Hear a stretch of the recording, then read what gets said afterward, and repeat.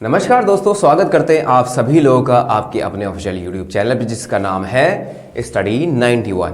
और जी हाँ, जैसा कि आप यहाँ पर देख पा रहे हैं, मैंने लिख दिया है यहाँ पर नाउन, जिसका हम लोग यहाँ पर पार्ट 1 डिस्कस करने जा रहे हैं। यहाँ 1 लिखा हुआ ना, ऐसे ही हम लोग 2 पार्ट में डिस्कस करेंगे नाउन को, और तीसरे पार्ट में इसकी एक्सरसाइज को सॉल्व करेंगे। तो बच्चों, जैसे कि आप यहाँ पर देख पा रहे हैं, लिखा हुआ है नहीं पढ़ा होगा ऐसा कभी। अरे भाई, नहीं पढ़ा होगा ऐसा कभी। और नीचे क्या लिखा है? चौंका देने वाला कॉन्सेप्ट।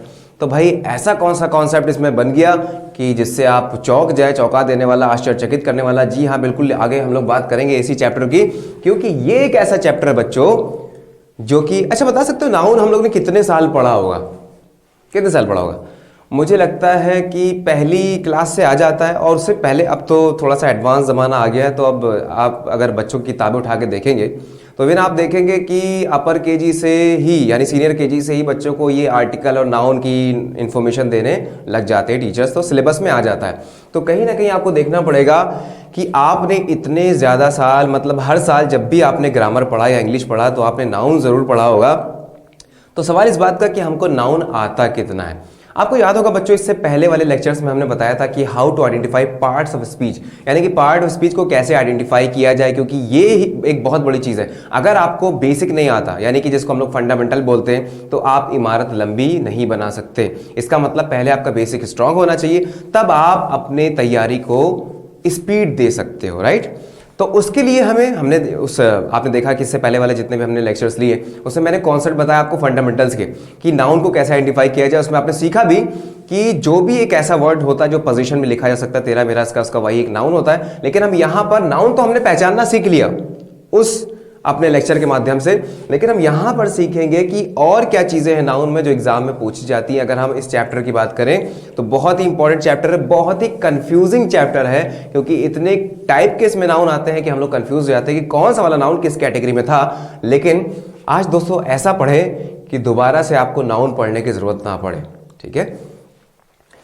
तो बिना किसी देरी की हम लोग शुरू कर देते हैं यहाँ पर नाउन।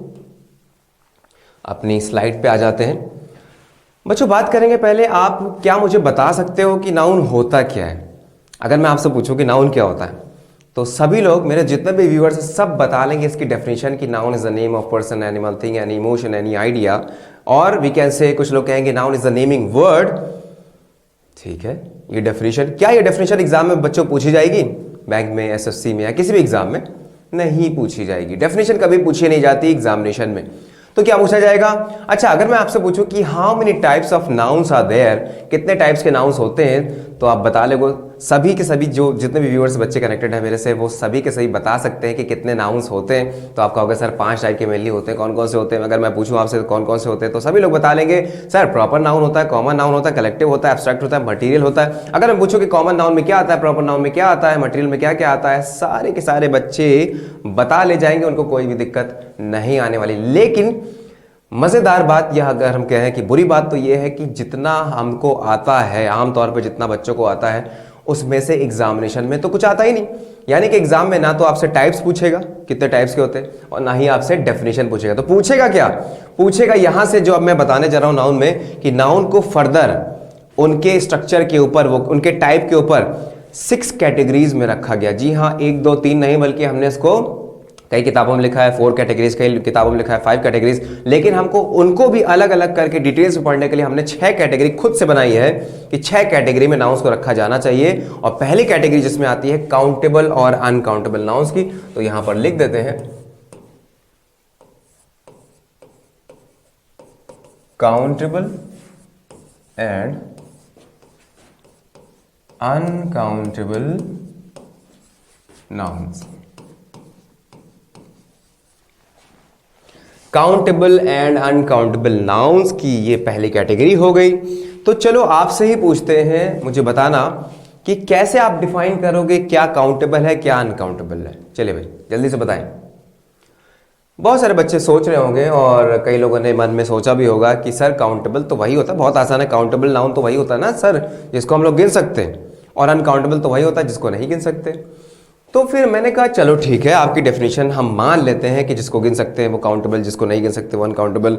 और उसके बेसिस में मैं आपसे पूछना चाहता हूं कि अगर मैं यहां पर लिखूं स्टार और दूसरा मैं यहां पे लिखूं मनी, दूसरा नाउन मैंने यहां पे मनी ले लिया, राइट।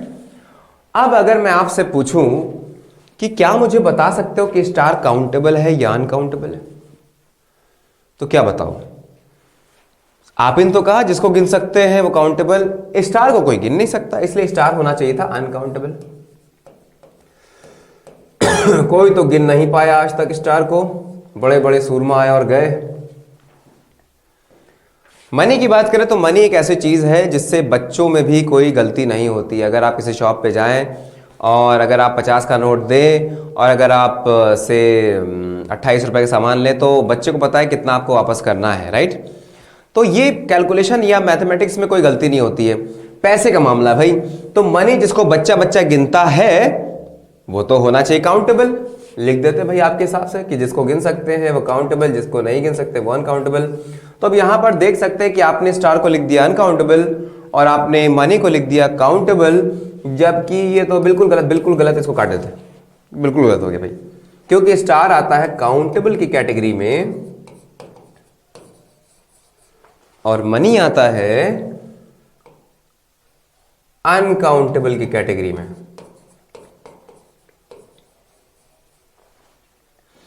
स्टार आता है काउंटेबल। जी हां, आप बिल्कुल होशो हवास में हैं और मैं भी यहां पर बिल्कुल चौकन्ना हूं अन्ना की तरह। तो मैंने जानबूझ के बिल्कुल लिखा है, मैंने गलती से नहीं लिखा है। जी हां, बिल्कुल सही है कि स्टार काउंटेबल कैटेगरी में आता है और मनी आता है अनकाउंटेबल कैटेगरी में। सर कैसे ये पॉसिबल हुआ? तो क्या अभी तक जो पढ़ा था वो गलत पढ़ा था? नहीं, गलत नहीं पढ़ा था, थोड़ा सा समझने में गलती आ गई, समझने में कमी आ गई। चलिए आज हम इन सब चीज़ों को दोबारा से करते हैं ताकि अब यहाँ से लेकर आगे आप जब भी कुछ भी पढ़ेंगे तो आपको इसमें पर्टिकुलर चीज़ में कोई डाउट ना होने पाए और नाउन को आप बार बार ना पढ़े। देखो भाई, बार बार पढ़ने से नहीं, बार बार क्या करना चाहिए, क्वेश्चंस लगाने चाहिए, तरह तरह के एक्सरसाइज सॉल्व करनी चाहिए। लेकिन कॉन्सेप्ट को वही नाउन प्रोनाउन आर्टिकल एडजेक्टिव कब तक पढ़ोगे? अपने से सवाल पूछो कि बच्चों का देखो माइंडसेट क्या होता है कि हाँ ये वाले सर से पढ़ लिया, चलो ठीक है, चलो वो वाले सर से पढ़ लेते, देख लेते वो कुछ और हो सकता है, कुछ एक्स्ट्रा बता दे, इनसे पढ़ लिया उनसे पढ़ लिया। 75 जगह से पढ़ने से बेहतर ये है कि एक जगह से किसी से पढ़ो और ऐसे पढ़ो कि समझ में आ जाए, ठीक है। तो अब हालांकि इंग्लिश में आप सोच रहे हो सर इंग्लिश है ही ऐसी, 75 लोग 75 तरीके की बातें करते हैं, लेकिन भगवान ने, ईश्वर ने आपको दिमाग दिया है ना, सोचने समझने की क्षमता दी है। तो आप खुद पीएचडी करो, खुद रिसर्च करो, खुद जानो। जब तक आप खुद से होमवर्क नहीं करोगे ना, कोई दुनिया की कोई ताकत आपको सिखा नहीं सकती, कोई भी आ जाए आपको सिखा नहीं सकता जब तक आप खुद से कोशिश ना करो। तो क्या गलत क्या सही, आजकल तो इतना डिजिटाइज ज़माना है, सारी चीज़ें कंप्यूटर बेस्ड हो गई हैं, इंटरनेट है हमारे पास, इंस्टाग्राम है, यूट्यूब है, एवरीथिंग इज़ देयर। आप रिसर्च कर सकते हो, हेल्प ले सकते हो गूगल की, लेकिन Google is not always right, ये आपको मानना पड़ेगा। और उसका एग्जाम्पल बताएंगे। कई लोग समझते हैं ना गूगल में सारी चीज़ें सही लिखी हुई हैं, नहीं, गूगल भी बनाया है किसने? इंसान ने। इंसानों से गलतियां होती हैं। तो मैं आपको बताऊंगा ऐसी कौन कौन सी चीज़ें हैं जो गूगल पे आप सर्च करोगे तो गलत बताएगा। तो स्टार किसमें आता है बच्चों? काउंटेबल में। कैसे ये समझते हैं? दरअसल काउंटेबल अनकाउंटेबल को समझने के लिए आपको ये समझना पड़ेगा, it is not all about counting और नॉट। ये बात होती है नंबर्स की और क्वांटिटी की। कुछ चीज़ों को नंबर में व्यक्त किया जाता है, कर सकते हैं, और कुछ चीज़ों को नंबर में एक्सप्रेस नहीं करते क्योंकि वो एक क्वांटिटी होती है। फॉर एग्जांपल, अगर मैं कहूँ मेरे पास पानी है, पानी की बात करें तो पानी को 1 वाटर, 2 वाटर्स, 3 वाटर्स कह सकते हैं क्या?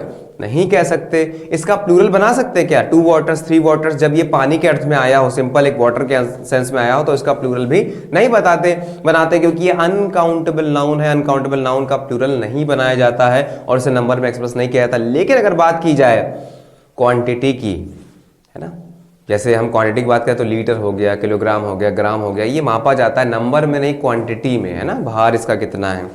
तो हम ये नहीं कह सकते कि मैंने 1 वाटर, 2 वाटर्स, और अगर हम कहते हैं 1 ऑयल, 2 ऑयल्स, 3 ऑयल्स, नहीं, 1 लीटर ऑयल कह सकते हैं या 1 लीटर ऑफ ऑयल कह सकते हैं, लेकिन 1 ऑयल, 2 ऑयल्स या 1 राइस, 2 राइसेस, 3 राइसेस नहीं कह सकते चावल का अगर प्लूरल बनाए।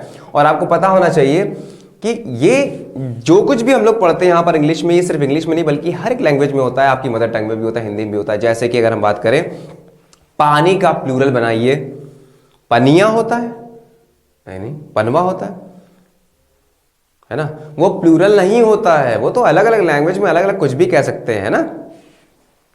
तो जैसे मेरा नाम जॉन है तो आप जॉनवा भी कह सकते हो, जॉनवा कह सकते हो, लेकिन वो तो अलग अलग लैंग्वेज का टेस्ट आता है ना। इसका मतलब ये थोड़ी कि इसका प्लूरल बना दिया आपने, नहीं भाई। तो बात ये समझ में आई कि जिसमें नंबर अप्लाई कर सकते हैं, जिसका प्लूरल बना सकते हैं, वही काउंटेबल होता है। जिसके साथ ऐसा नहीं कर सकते वो अनकाउंटेबल होता है। मैंने कहा कि स्टार होता है काउंटेबल। चलो प्रूफ करते हैं इस चीज को दोस्तों। जो भी मैं यहां पर बात करूंगा बिल्कुल सबूतों के साथ करूंगा, लॉजिक्स के साथ, कॉन्सेप्ट, हवा में कोई बात नहीं करूंगा, क्योंकि लोग हवा में बात करते हैं क्योंकि ये इंग्लिश है। और लोग अक्सर कहते हैं कि बेटा इंग्लिश में कोई रूल, कोई हम कह सकते हैं कोई लॉजिक नहीं होता इंग्लिश में, आपको रूल के तहत रटना ही पड़ता है। ये हमारी मजबूरी है, आपकी भी मजबूरी कि आपको रटना ही पड़ेगा। आप मैथमेटिक्स समझ सकते हो, आप रीजनिंग समझ सकते हो, आप हर एक विषय समझ सकते हो, लेकिन फिजिक्स समझ सकते हो, केमिस्ट्री समझ सकते हो, लेकिन इसमें तो आपको रटना ही पड़ेगा। लेकिन यहां से दोस्तों आपको अपनी डेफिनेशन चेंज करनी पड़ेगी कि इंग्लिश भी आप समझ सकते हो आसानी से। तो स्टार को मैंने कहा था काउंटेबल। चलो इसमें अप्लाई करते नंबर और कह देते हैं I saw 5 stars in the sky, और मैंने यहां पर 5 स्टार्स लिख दिया भाई।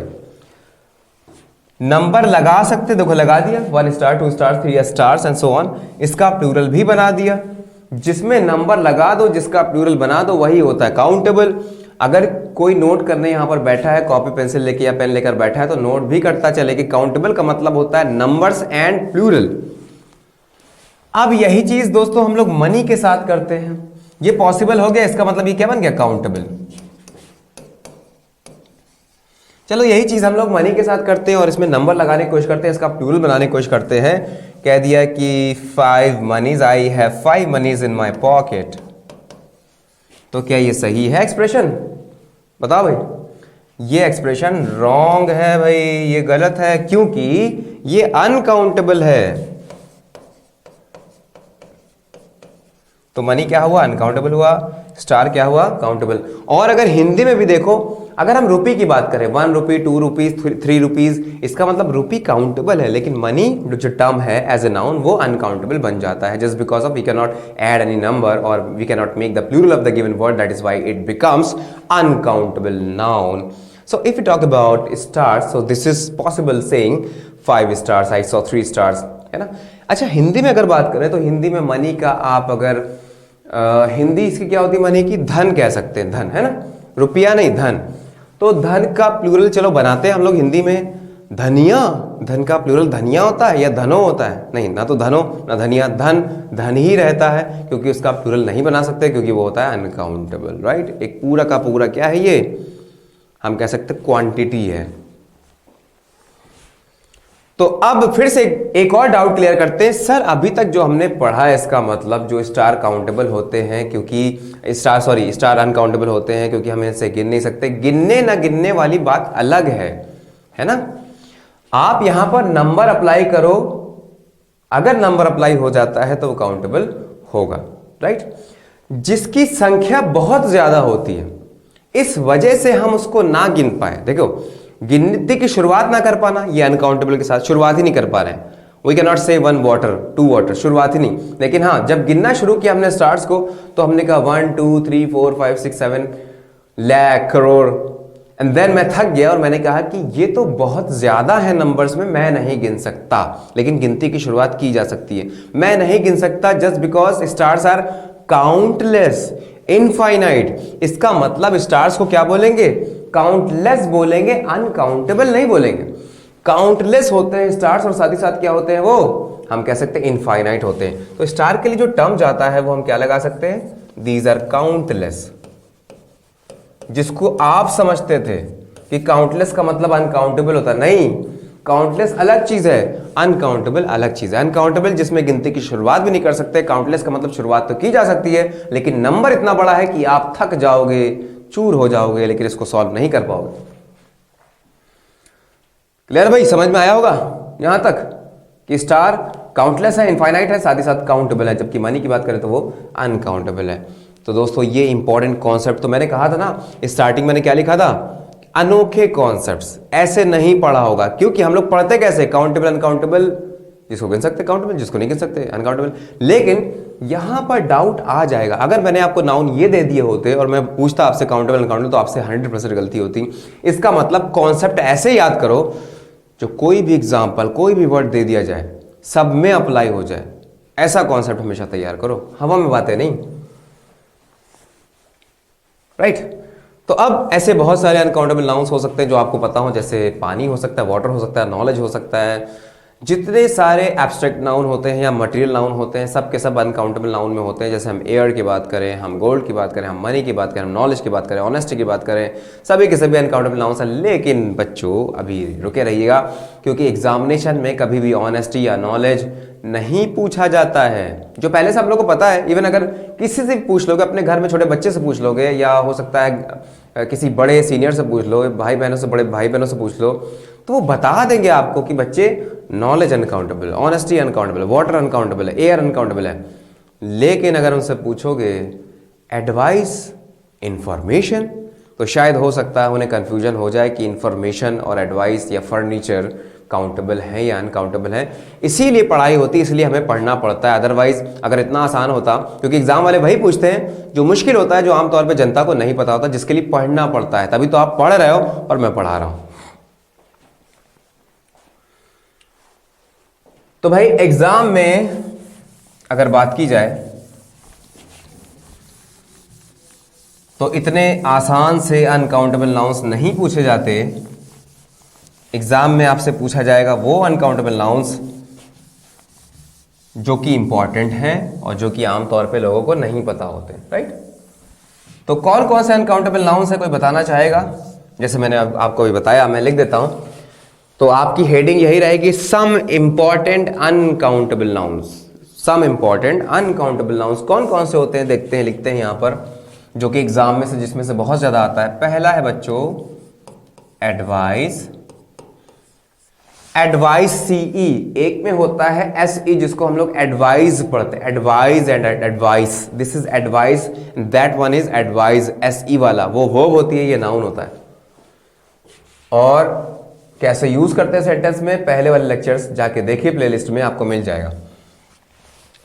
एडवाइस के बाद हो गए बच्चों फर्नीचर, फिर उसके बाद है इंफॉर्मेशन,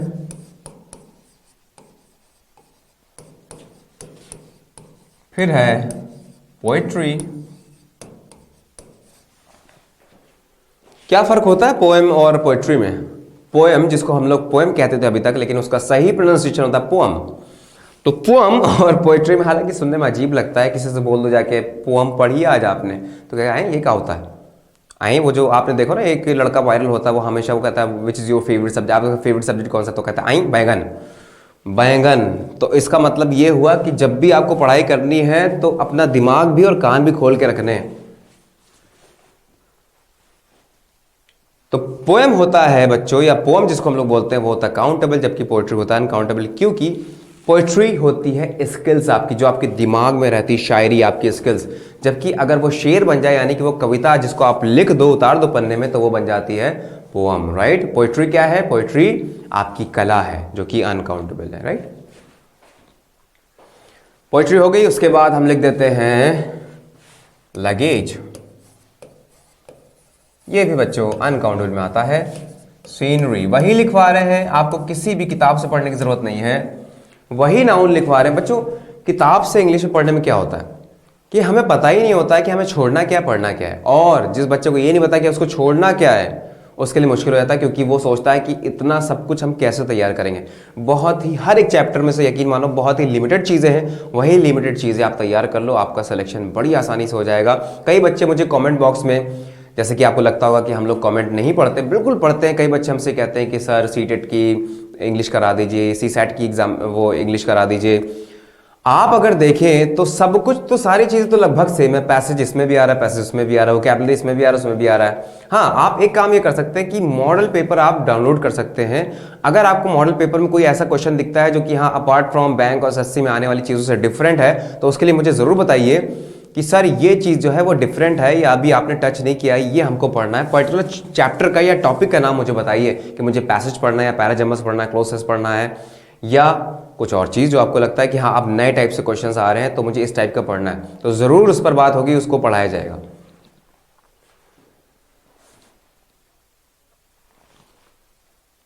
हाँ, इसके अलावा आपको पता होना चाहिए कि वर्क भी अनकाउंटेबल होता है, मिसचीव भी अनकाउंटेबल होता है, राइट।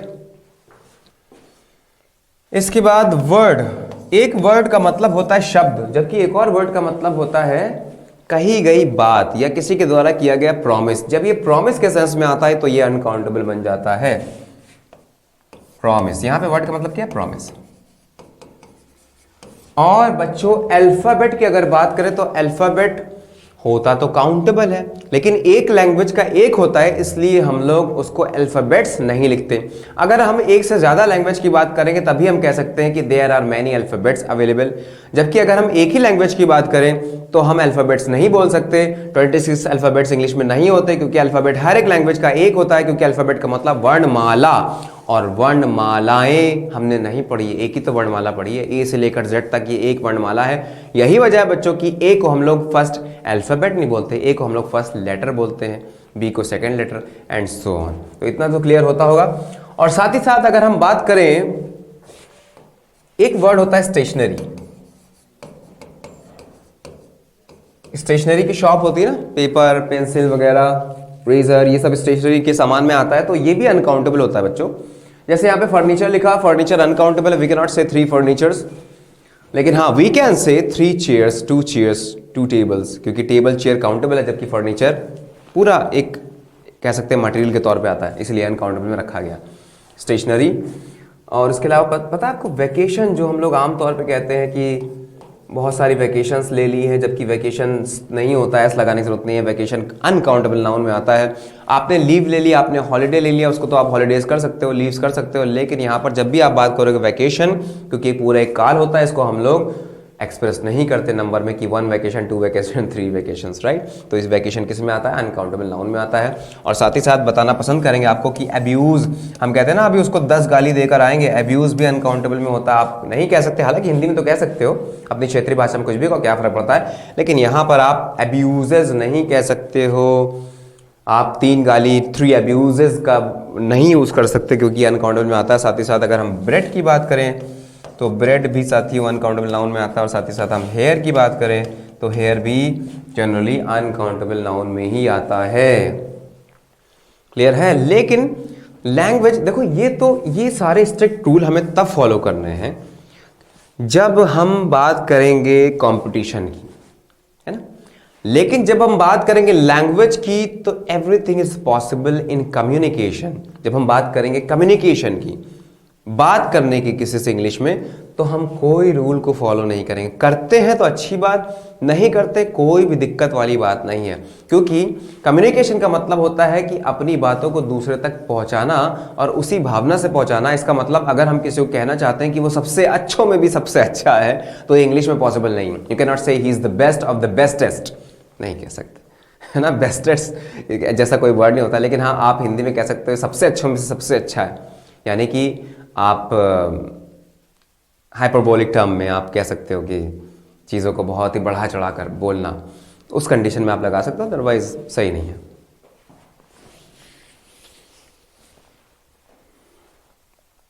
तो यहां पर लिख देंगे इक्विपमेंट भी इसमें आता है,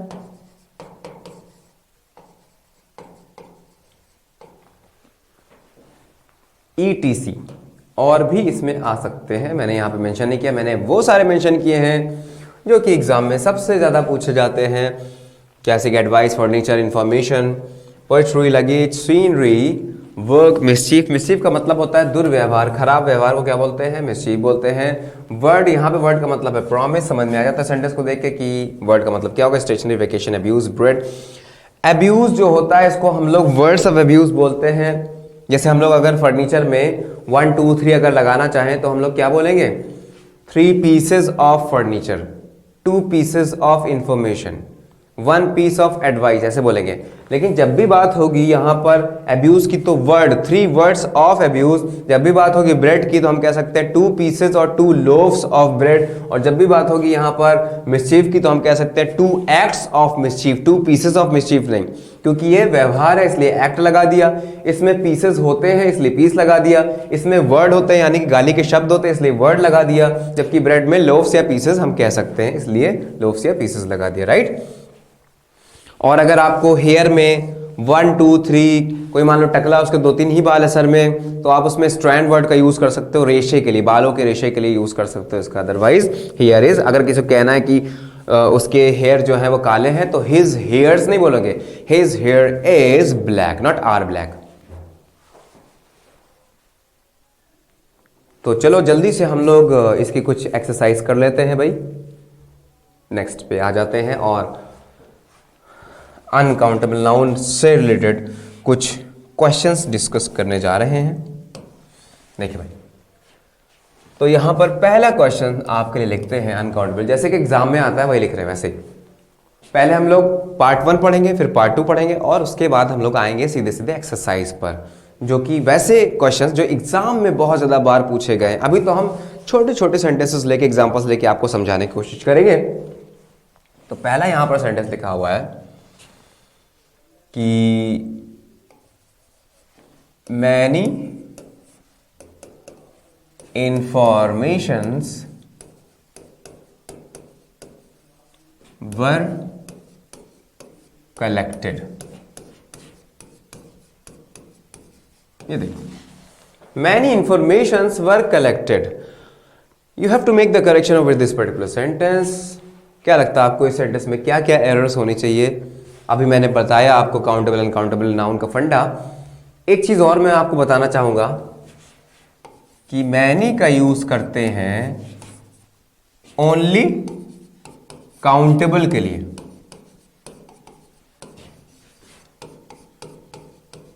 ठीक है। मच का यूज करते हैं ओनली अनकाउंटेबल, ठीक। जबकि सम का यूज, ए लॉट ऑफ का यूज, प्लेंटी ऑफ का यूज, ये सारे के सारे काउंटेबल के लिए भी और अनकाउंटेबल दोनों के लिए लगाया जाता है। बोथ काउंटेबल, शॉर्ट फॉर्म लिख दे, प्लस अनकाउंटेबल, ठीक। ये काउंटेबल के लिए भी आएगा, अनकाउंटेबल के लिए। इसका एग्जांपल देखें, जैसे हम कहते हैं सम वाटर, सही है ना, सम पेन्स वो भी सही, सम मनी, सम स्टार्स सही है। A lot of students countable है, a lot of knowledge uncountable, दोनों के साथ आ गया। In the same manner plenty of, जबकि मैनी वाटर्स नहीं कहते, मच वाटर कहेंगे। और मच के साथ हम काउंटेबल नहीं लगा सकते कि much pens have been purchased, much pens नहीं, many pens have been purchased. तो आप समझ गए होंगे कि इसमें क्या क्या करेक्शंस रिक्वायर्ड है। जल्दी से करेक्शन बताएं बच्चों।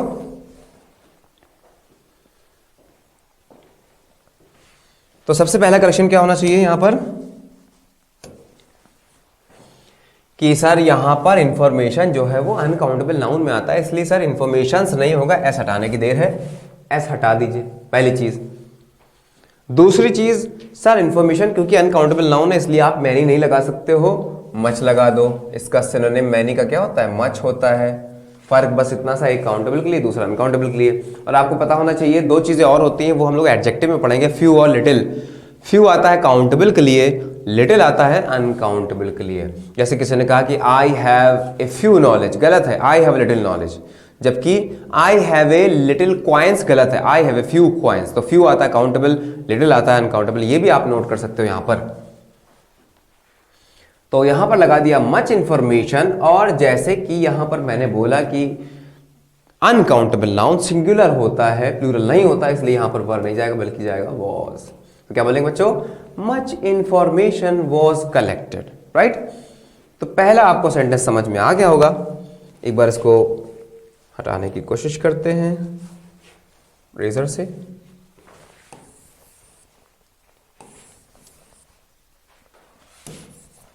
हाँ,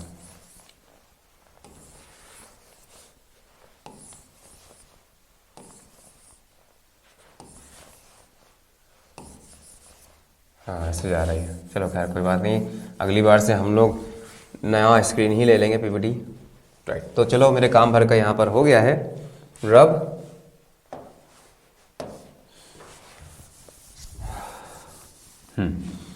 तो अगला सेंटेंस लिखे बच्चों। चलो भाई अगला सेंटेंस लिखते हैं।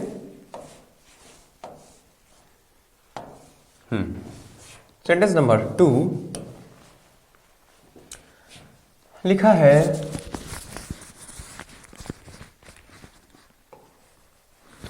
Much problems have been faced. कहना चाहता है कि बहुत सारी प्रॉब्लम्स जो हैं वो फेस की जा चुकी हैं। Much problems have been faced. Here you can see the problem. Problem की अगर बात करें तो प्रॉब्लम का प्रॉब्लम्स होता है, 1 प्रॉब्लम 2 प्रॉब्लम्स। इसका मतलब इशू और प्रॉब्लम आता है काउंटेबल नाउन में। लैंग्वेज बड़ी अजीब है। आपको लग सकता है कि सर प्रॉब्लम और इशू तो अनकाउंटेबल में आता नहीं, लेकिन ये काउंटेबल की तरह कंसिडर किया जाता है।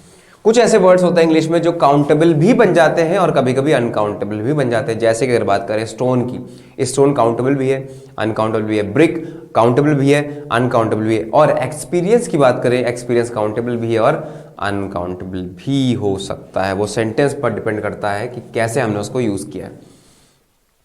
तो सर ये काउंटेबल नाउन है, बिल्कुल सही लगा है क्योंकि प्रॉब्लम्स है। गलती बस यहां पर है कि यहां पर हम काट कर देंगे क्या, बोलो भाई, मैनी। मच की जगह हो जाएगा many problems have been faced, right. अब चले आते हैं अपने थर्ड सेंटेंस की तरफ। अगर आपको किसी अनकाउंटेबल नाउन को नंबर में एक्सप्रेस करना है तो क्या करें? जैसे I have 3 works to do. I have 3 works to do. मेरे पास अभी 3 काम पड़े करने को। हिंदी में तो बिल्कुल सही लगता है कि आपने सही बोला हो, लेकिन यहां पर इंग्लिश की जब बात करें तो गलत हो जाता है। I have 3 works to do, तो क्या हो जाएगा भाई, बताएं। सर यहां पर पहली चीज तो वर्क्स नहीं हो सकता, एस हटेगा। एस हटा दिया तो क्या 3 वर्क है? नहीं, 3 तो अब लगा दिया क्योंकि मैंने तो पता कैसे चलेगा कि हम 3 की बात कर रहे हैं। कोई ऐसा टर्म की यूज कर बात करो जो काउंटेबल हो। सोचिए, जैसे अगर हम पानी की बात करें बच्चों, तो वी कैन नॉट से, हम नहीं कह सकते 1 water 2 water and so on, लेकिन 1 glass of water 2 glasses of water या 3 बकेट्स ऑफ वाटर कहा जा सकता है ना। इन द सेम मैनर जब आपको वर्क को बताना ही है 2 3 4, तो आप पीस वर्ड का यूज करो, कोई ऐसा टर्म जो कि काउंटेबल होता है। तो क्या कहेंगे? आई हैव 3 पीसेस ऑफ किसके? वर्क के, टू डू। तो उम्मीद है ये वाला कलर आपको विजिबल हो रहा होगा। तो क्या बोलेंगे? I have 3 pieces of work to do. Works नहीं, I have 3 pieces of work to do. तो ये इसका करेक्शन हो गया। एक और देखिए, अगर हम मिसचीफ की बात करें, कह दें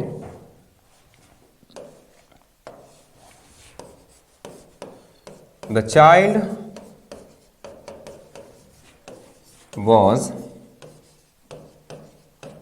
punished for making the child was punished for making 2 mischiefs। गलत हो जाएगा, क्या बोलेंगे? ये गलत हो गया भाई। सही क्या होगा? सही बोलेंगे 2, यहां पीसेस नहीं कहना, पीसेस नहीं, वे व्यवहार है ना, एक्ट वर्ड लगा। 2 एक्ट्स ऑफ किसके? मिसचीफ।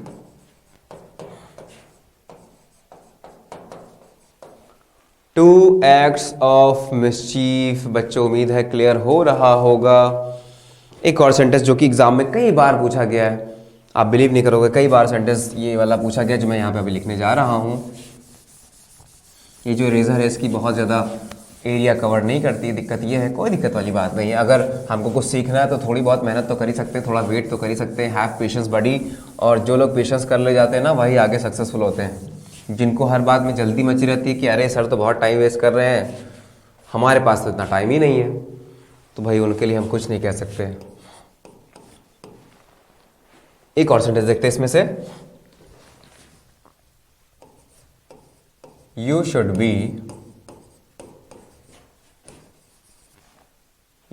बी ट्रू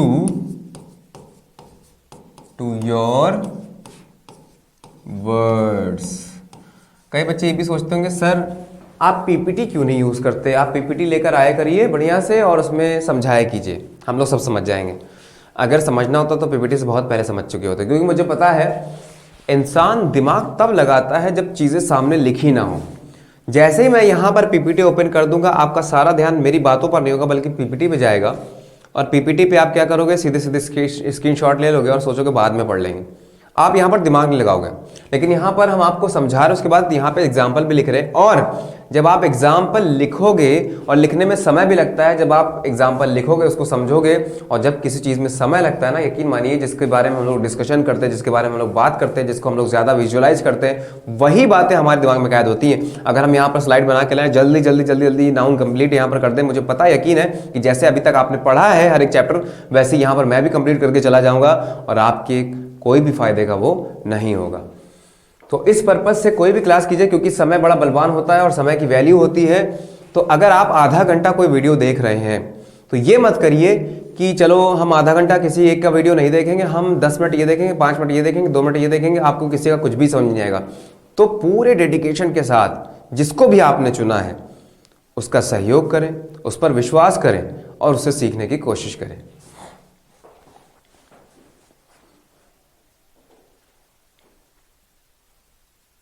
जैसे कई लोग कहते हैं कि जैसे पढ़ाई लिखाई एजुकेशन तो एक तरह का बिजनेस बन चुका है। कोई ये कहता है कि हमारे यहाँ आओ तो हमारे यहाँ आपको ये मिलेगा वो मिलेगा, ऐसा कुछ भी नहीं बच्चों। देखिए एक मार्केट में जब हम लोग जाते हैं ना, और से अगर हम एप्पल की बात करें और एप्पल 10 जगह अगर बिक रहा है ना, तो अब हम कंफ्यूज हो जाते हैं कहाँ से लें कहाँ से लें, है ना।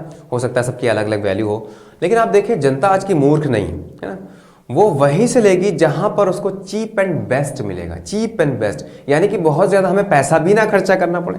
कि मालूम चला कि कोई बेच रहा है कि यहाँ पर 500 रुपये किलो एप्पल है, भाई बहुत ही अच्छा है, एक्सेप्शनल है, कहीं आपको नहीं मिलेगा। बाकी सब 120 और 100 में, और कोई 80 में बेच रहा है, कोई 150 में बेच रहा है, और एक है अचानक से वो 500 पे आ गया। तो आपके पास क्योंकि ज़्यादा पैसा है तो आपने कहते नहीं हम तो बेस्ट लेंगे। नहीं, अक्लमंद वो होता है जो चीप एंड बेस्ट तलाशता है, यानी कि कम से कम पैसों में हमारा काम हो जाए, अच्छा सामान मिल जाए।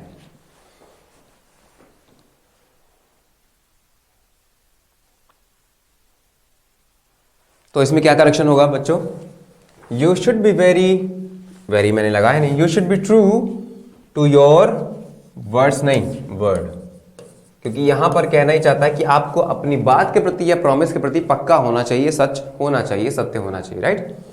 तो you should be true to your word आ जाएगा। और ये वाला एग्जाम्पल कई बार एग्जाम में देखा गया, बहुत बार आ चुका है। ठीक भाई, इसके बाद हम लोग नेक्स्ट आ जाते हैं।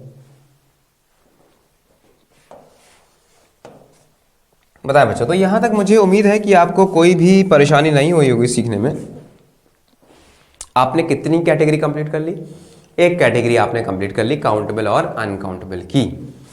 ऐसी और भी कैटेगरी कितनी, टोटल कितनी, मैंने शुरुआत बताया 6 कैटेगरीज हैं। अभी मैंने कितनी कंप्लीट की, एक ही कंप्लीट हुई है। तो आपने देखा कि एक कैटेगरी मुझे कंप्लीट करने में, अगर मैं अपनी के सामने लगी हुई घड़ी को देखूं, एक कैटेगरी को मुझे कंप्लीट करने में आधे घंटे से ज़्यादा का समय लग चुका है। और आप चाहते हो सर कि सफलता आपको तुरंत मिल जाए, तो ऐसा पॉसिबल नहीं हो सकता।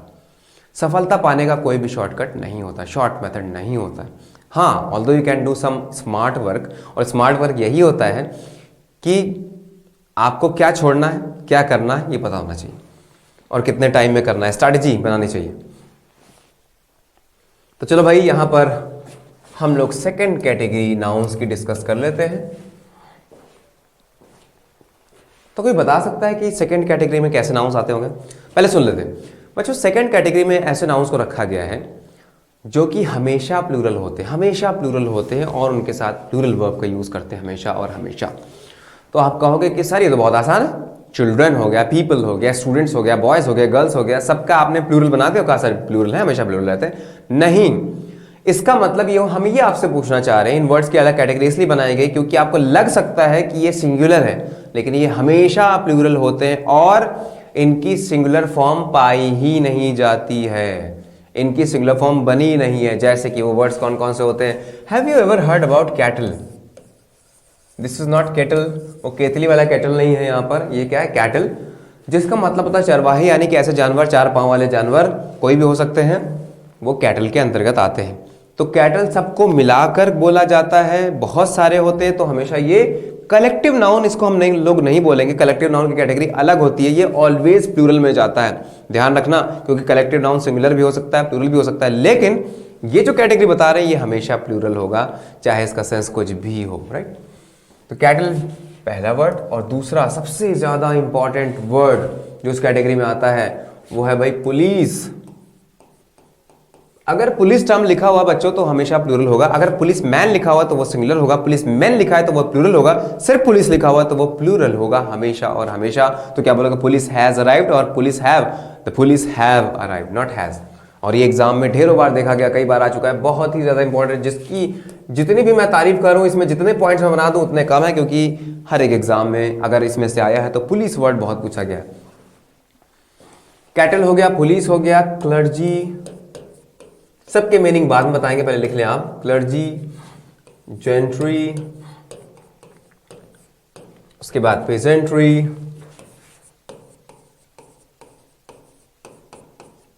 पोल्ट्री, देखो एक जैसे लग रहे हैं सुनने में, पोल्ट्री, इसके बाद vermin, arms, then belongings, surroundings,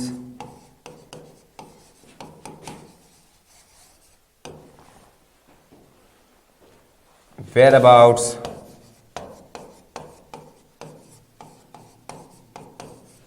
whereabouts हो गया। उसके बाद आता है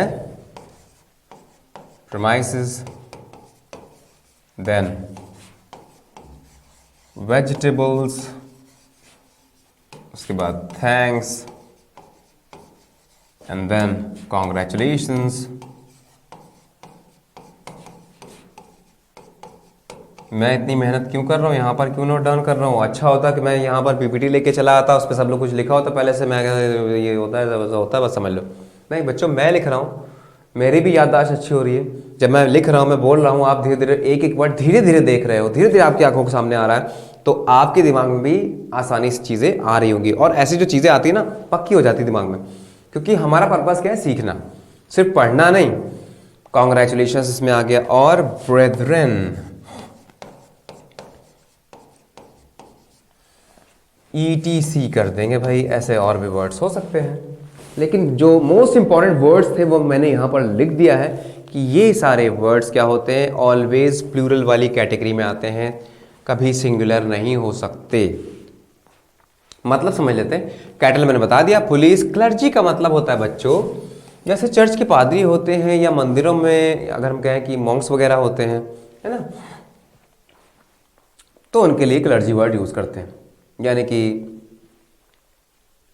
कह सकते हैं कि जो उपदेश वगैरह देते हैं, संत वगैरह, उनको हम क्लर्जी बोल सकते हैं।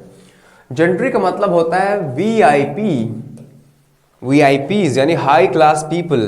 जेंट्री, अमीर लोग, अच्छे लोग, कुलीन वर्ग, वो क्या कहलाता है? जेंट्री। उसके बाद पेजेंट्री का मतलब होता है फार्मर्स। क्या मतलब होता है इसका? फार्मर्स। उसके बाद पोल्ट्री का मतलब होता है मुर्गे, मुर्गियां, डक्स, ये सब पोल्ट्री में आते हैं, पोल्ट्री फार्म होता है जैसे।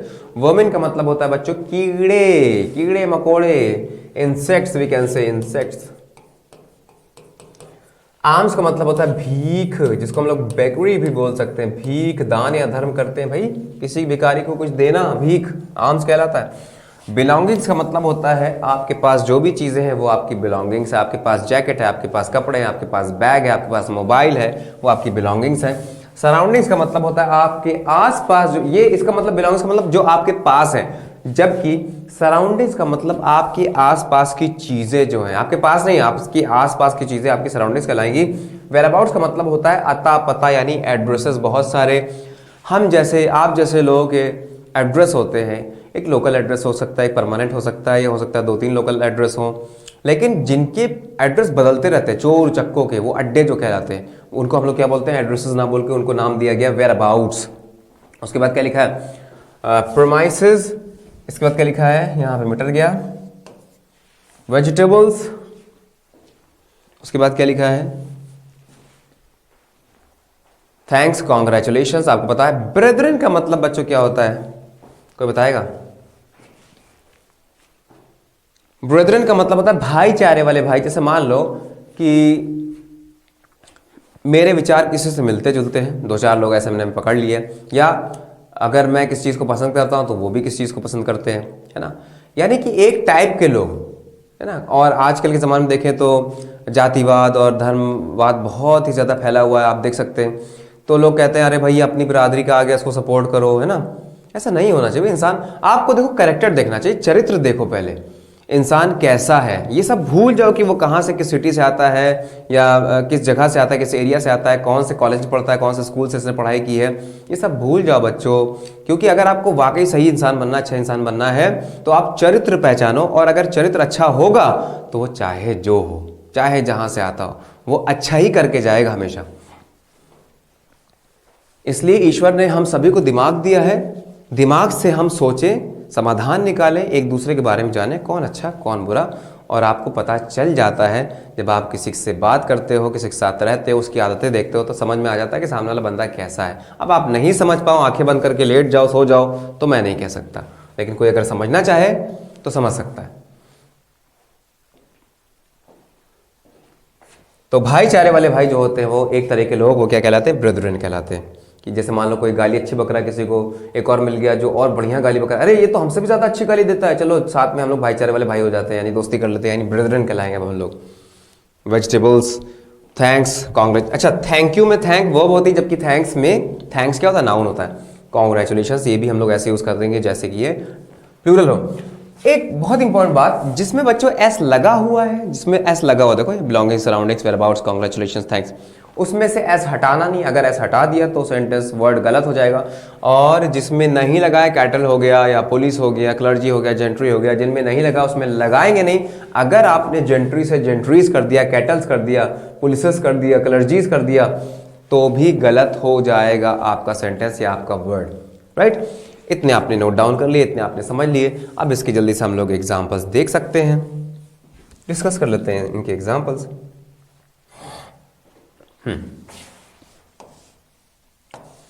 तो पहला एग्जाम्पल यहां पर,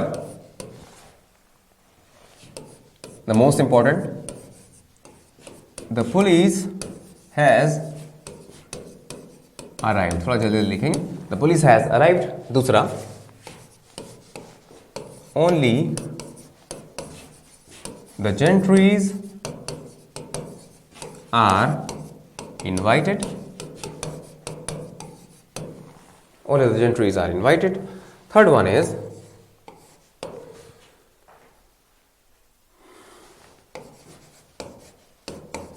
my thanks was passed to the HR, human resource, HR.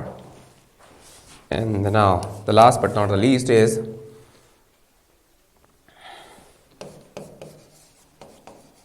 the cattle was following us. The cattle was following us. चलिए भाई जल्दी से करेक्शन इसमें करते हैं। The police, police is plural, have आ जाएगा, हैव अराइव्ड, राइट। सभी क्लियर हो रहा है, हैव क्यों आया यहां पर। Now the next is, only the gentries. Gentries नहीं बेटा, जेंट्री होता है, अपने आप में प्लूरल होता है। Only the gentry are invited, बिल्कुल सही यहां पर। My thanks were passed, not was. My thanks were passed to the HR. Next is the cattle was following us. नहीं, cattle तो plural होता है इसलिए were. The cattle were following us. तो उम्मीद है कि अगर मैंने यहाँ पे वाइट से पेन से करेक्शन किया है तो आपको करेक्शन दिखाई दे रहा होगा। जैसा कि मैं आपको देख पा रहा हूँ, स्क्रीन पे देख पा रहा हूँ, तो करेक्शन बिल्कुल सही है यहाँ पर। द कैटल वर हो जाएगा, माई थैंक्स वर हो जाएगा, ओनली द जेंट्रीज की जगह gentry are invited, the police have arrived. तो उम्मीद है बच्चों कि ये आपको यहाँ तक बिल्कुल क्लियर हुआ होगा। अब हम आपसे मिलेंगे नेक्स्ट लेक्चर में, जिसमें मैं पढ़ाऊंगा इसके आगे, और वो होगा नाउन का पार्ट 2। और मुझे कमेंट बॉक्स में लिख के ज़रूर बताएंगे कि आपने नाउन कितना सीखा, आज पढ़ाने कितना सीखा, क्या वाकई आपने सीखा। अगर आपने सीख लिया दोस्तों, यकीन मानिए आपने मेरा दिल जीत लिया, क्योंकि मुझे बस यही चाहिए कि आप, जो मेरे व्यूअर्स हैं, जो मेरे बच्चे हैं, जो मुझसे पढ़ रहे हैं, चाहे 2 पढ़ें चाहे 3 पढ़ें, डजेंट मैटर। मैं यहाँ पर लाखों को पढ़ाने के लिए नहीं आया। लाखों कनेक्ट हो जाते हैं वो अच्छी बात है, बहुत अच्छी बात है। कौन नहीं चाहता कि उसको देखने वाले बहुत सारे लोग हों, लेकिन अगर 2 बच्चे भी मेरी क्लास में आते हैं, मुझसे पढ़ते हैं, तो मुझे बहुत अच्छा लगेगा। और हमेशा आपके सपोर्ट की हमें ज़रूरत रहती है। तो इसी के साथ अपनी वाणी को विराम देते हुए जय हिंद, चलते हैं, मिलेंगे अगले लेक्चर में कुछ नया लेके। Thank you.